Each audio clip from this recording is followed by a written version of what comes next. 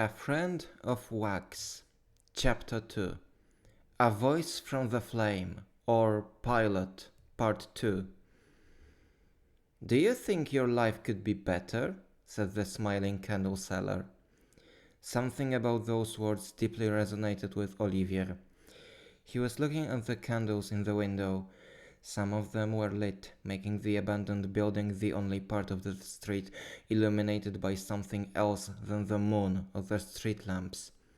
The candles were a bright and frivolous decoration that seemed to make no sense in a place like that.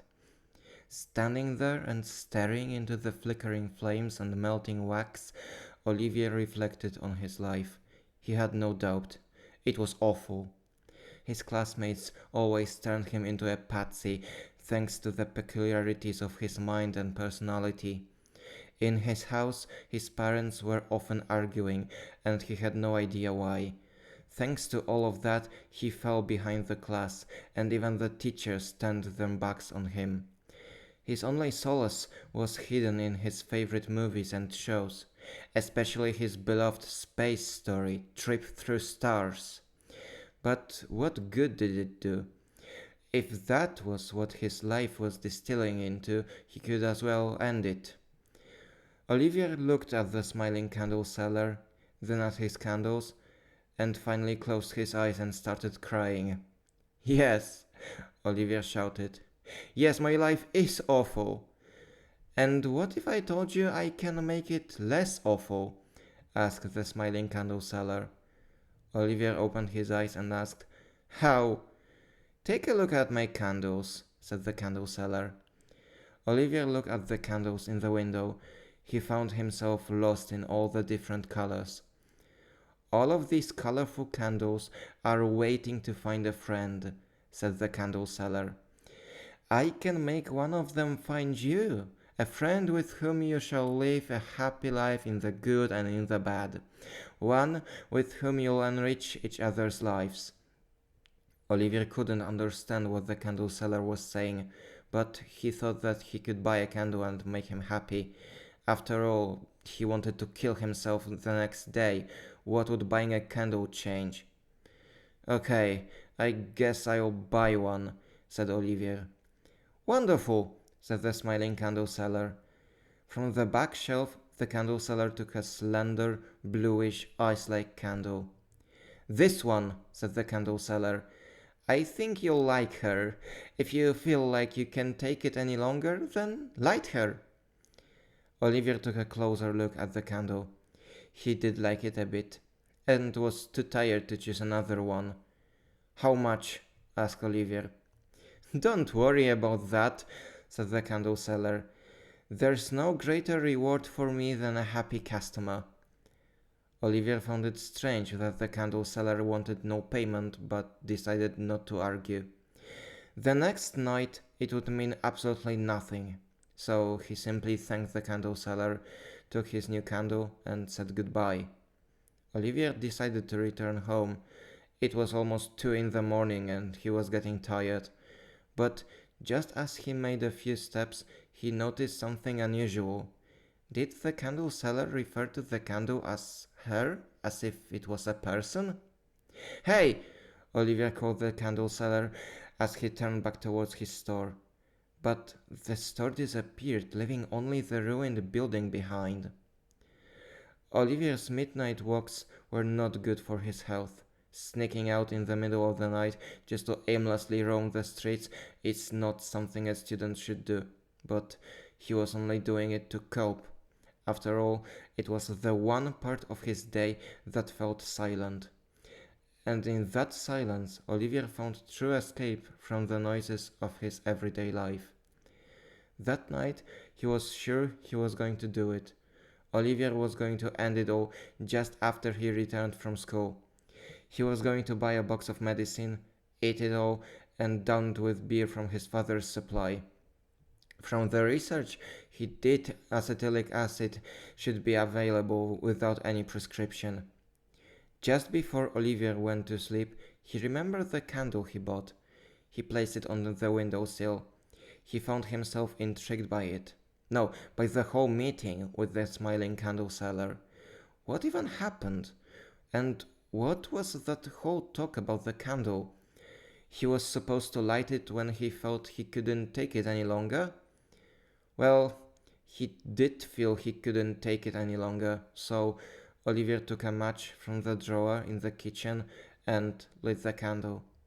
He felt the smell of the snowdrop flowers and unstoppable drowsiness. It wasn't long before he fell asleep.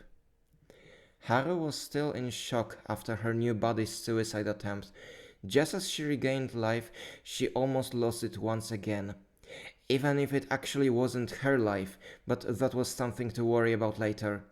What was most important at that moment was trying to reason with whoever she was sharing the body with, and finding out what was going on, and not only about the strange circumstances that led them to meeting in such an unusual way. Right, first things first, said Haru. What is your name? The boy started to fidget with his legs. Haru felt a bit uncomfortable about that. She wanted to ask the boy to stop, but she thought that it would disturb the conversation. Olivier, the boy said. Olivier, said Haru. Interesting name. I am Haru. Don't be nervous, I just want to talk. Olivier was on the edge of panic. How did he acquire a voice in his head that was just trying to tell him to abandon his suicide attempt? Can you tell me why you wanted to drink that? Said Haru. No rush. Instead of answering, Olivier took out his phone and opened the search engine. In the search bar, he typed, "There is a voice in my head that talks with me." He was about to touch the search button when he heard a voice from downstairs. Hello, I'm home. Olivier jumped out of the chair as if it burned him. Oh, hello, Mom! Olivier shouted back. Knowing his mother could come to the kitchen at any moment, Olivier grabbed the glass with his almost last drink and poured it out into the sink. He quickly poured some tap water into the glass when his mom came in with a cracking foil bag. Hi, Sonny, said Olivier's mother. Would you mind helping me with the groceries? Ah, yes, said Olivier and jumped to take his mom's bag. When all the hard work had been done and Olivier got free, he went to his room to get some privacy. He wanted to talk to Haru, and, as can be expected, he preferred to do that in private. How would that look if there was someone listening to them, and they had a lot of questions to ask each other? Okay, let's start with the most important thing, said Olivier. Who are you? What do you mean? I'm just a regular girl, said Haru. At least I was until you showed up. What do you mean I showed up? It's you who showed up, said Olivier. And before that I used to be a regular guy too. Interesting of you to say so, said Haru. Then it all devolved into a lengthy argument. Okay, I have an idea how to settle this, said Haru. Can you remember what happened before we met? And I mean, preferably yesterday? I don't think there was anything notable happening to me that day, said Olivier. Usual school stuff, then some trip through stars. My parents weren't arguing that much since it was a Tuesday. Nothing out of the ordinary, for sure? Asked Haru. Well, at night I met this old guy who was selling candles, said Olivier. Haru realized how similar that sounds to her experiences. Hold up, a candle seller? Said Haru. Yes, he gave me that strange candle, said Olivier. Hold on, I'll look for it. When Olivier was rummaging through his room looking for the candle, Haru remembered something. I've met him too, Haru said. You'll call me crazy, but he gave me some wax to eat. Yeah, that definitely sounds crazy, said Olivier. Although, it's weird how he vanished just when I got a few steps away. Did he make you pay? Asked Haru. No, actually, said Olivier. Just like me, said Haru. After a lot of going back and forward around his room, Olivia realized something. It's gone! The candle! Have you looked everywhere? Asked Harry. Yes, for sure, said Olivia. Well, I suppose there's no way to prove my little midnight snack ever existed too, said Harry. Unless they do some kind of post-mortem examination on me. The semi-conscious string of words made Harry realize something. Something that shook her significantly. The day after I ate this wax, I had a surgery, said Harry. Am I dead? Olivia pondered the question. You sound very alive to me, said Olivia. But do you suggest you are a ghost that is haunting me? I I don't even know what to think at this point, said Harry. But one thing seems obvious, said Olivia. This all has something to do with that candle seller. I agree, said Harry. Let's use the weekend to look for him, said Olivia. Maybe he will have some answers. I can't help but wonder why us?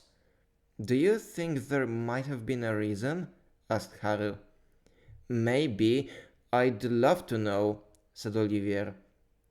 Alright, is there anything else we want to discuss? The boy didn't really have anything in mind, but Harry was still curious about some things. Can you tell me what is that language that everybody is talking and that is everywhere on the streets? Asked Harry. Is it your first time speaking Polish? Asked Olivia. Although your name doesn't really sound Polish. Yeah, I was in a hospital in Japan one day, and the next day I woke up in a completely different part of the world, said Haru. And I suppose the wax is to thank for the fact that I can understand your language now. For now, let's keep it at that, said Olivier.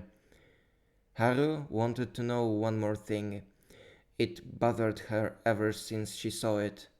Hey, could you show me that black gadget of yours one more time? Haru asked. What, this? Olivier asked while taking a rectangular device out of his pocket.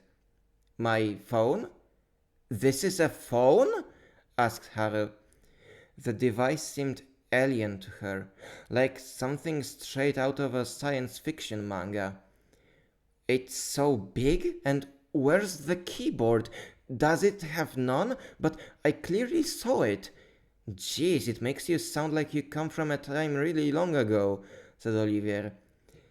Haru was hit by those words as if by a truck.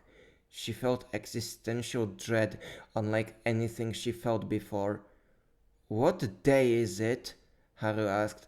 No, what year is it? I'm sure it must be 2004. No, said Olivier. It's actually 2024. Haru couldn't believe it. Her mind spiraled into denial. No, how could this be? How did it happen that she missed 20 years? How did she black out for so long? What was going on back home? What else has changed besides phones? Haru tried to scream, but no words could describe what she was feeling, and her shout remained silent. Is everything all right? Asked Olivier. No, said Haru, sounding as if she was crying. Suddenly, Olivier felt something running down his cheek. When he wiped it, he saw it looked like water. After wiping some more, he discovered it was a tear, and there was more running from his eyes. But they couldn't be his tears. They must have been Haru's. Olivier was trying to cheer the strange girl from his head up, but everything he could think of was saying was, we'll find him and figure everything out.